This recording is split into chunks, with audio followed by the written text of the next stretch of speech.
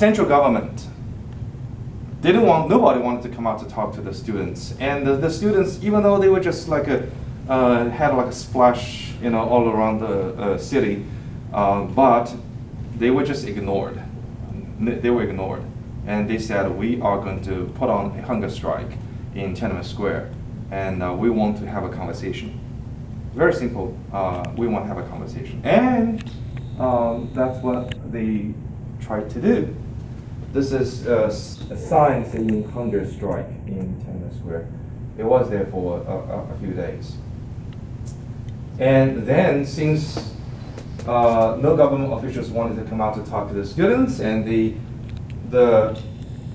signs and the slogans gradually became much, much more aggressive.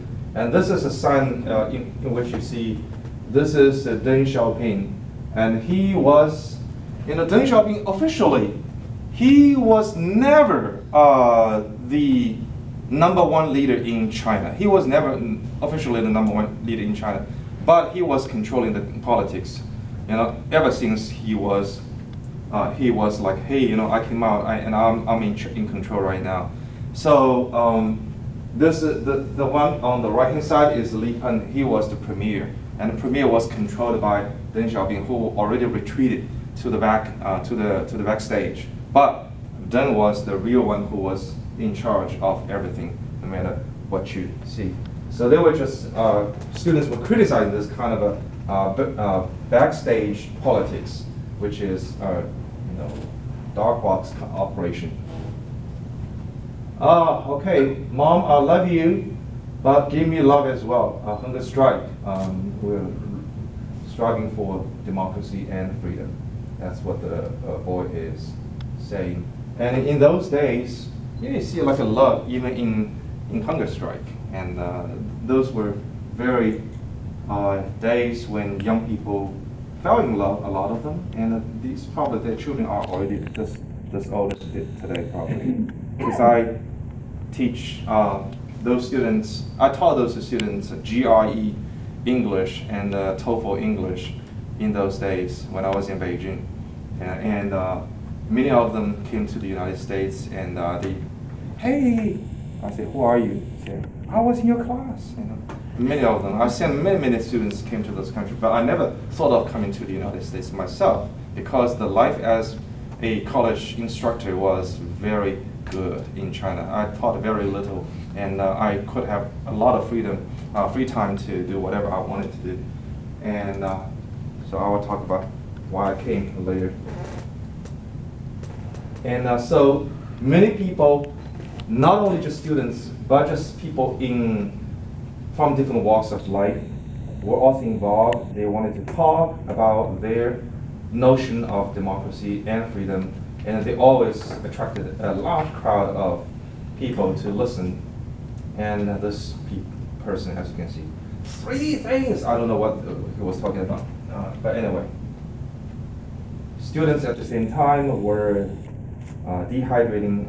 They had, they didn't eat things, but they drank water. So every minute, you can see students were being pulled out of the crowd to the hospitals nearby, and they even established like a station in Tiananmen Square to provide medical support to those students on strike, especially those medical students who are learning to be a doctor. They were there. Many of them were there to help. And this is called Lifeline. The students were sent to hospitals every minute, and that's why the students just lined up to leave the way open for ambulances to go through. Every minute you see like, you hear that. And this is, all these photographs are on IUPI website. You can simply just, I was seeing you with like a shooting photographs. You don't need to. All these photographs are free, open to the public. You can just search IUPI Tiananmen and you can see my photographs already. The first hit. Huh?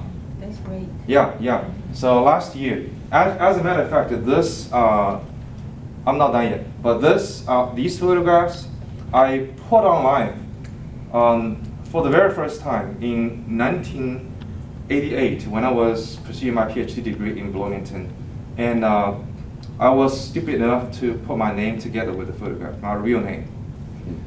You know, and I didn't know why I was not even afraid. You know, I thought so many people died for these two words, democracy and freedom. And I guess I have the moral responsibility to show them, the people in the future, what happen in those days. That's why I'm not a noble person in any sense, but I'm just like a small potato in the world, and I did something and I wanted to share. That's all that I wanted to do. And these photographs, regarding these photographs, I have to say something about my late wife. And my late wife died in 1997. She got brain tumor, and she struggled for 1 year and 8 months, and she died. So I came to this country in 1993, and half a year later, my late wife came. She brought our only daughter here, and so when she came, she brought all these negatives. And nobody in the government would, doubt that, a mother with a young baby of 3 years old would carry such negatives. And she came in 1994 for the very first time. I think I gave an exhibition of these photographs as my midterm MFA degree exhibition when I was in UC San Diego. So I gave the first exhibition of these photographs, and later on I went to Bloomington to pursue my PhD degree. And one of the guys from the China News Digest, China News Digest is the oldest online news magazine in the Chinese community in the United States. And they saw my photographs and they said, would you like to share your photographs to the people around the world? I said, okay. So they did. And this is 1989. It says, people will not forget. 1989, people will not forget. And more than 8,000 people from May the 14th on till what time? They were still in strike. They didn't know when the hunger strike would end. And so that's me. Do I look very different? Still very handsome. Very handsome. Still very handsome. Thank you. I take it as a compliment. Still is. Take it as a compliment. Yeah. Okay. So this is me in those days. I was almost like there every day. And that's me as well in those days in Tiananmen Square.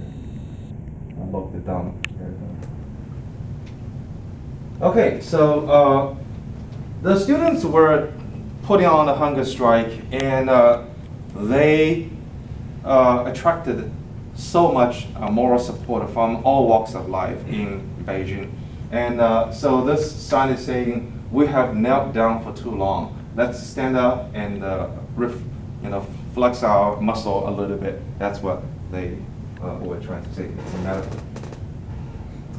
And it's just like a shame that we have to import news about us. That's what they said in Tiananmen Square. Oh, these were my students. Students I was teaching journalism. I was teaching photojournalism in those days in one of the universities called the Institute of International Relations. It's one of the premier universities in China. And the students were, those were journalism students. And this is my calligraphy. And I'm an artist. I'm a photographer, a professional photographer. I practiced the calligraphy, Chinese calligraphy, for 14 years, ever since I was a baby, all the way to college. So I exhibited, my calligraphy work as well when I was in China. And so you have to write huge words, and I used a huge brush to write on it. And then students, took to the streets into Tiananmen Square to show this is the rage of teachers, the rage of teachers. And these were my students as well, and they posing for the photo for me, and I don't know where they are. Many of these people are very established these days. We're looking for the government, looking for the government. And you probably may wonder, what is that? You see this this guy? He is simulating what an emperor, a Chinese emperor, looked like, you know. And he, you know, we are looking for the government, and the government is nowhere to find. And they, as I said, they were creative, and this is like a lost and found statement. This country, several days ago, this country lost our premier, Li Peng. After so much effort, we still haven't found him. In order to prevent anything unpredictable, we have put out this statement to show that his status as premier is voided. Ooh, okay. Meaning he's no longer premier. This is a kid. And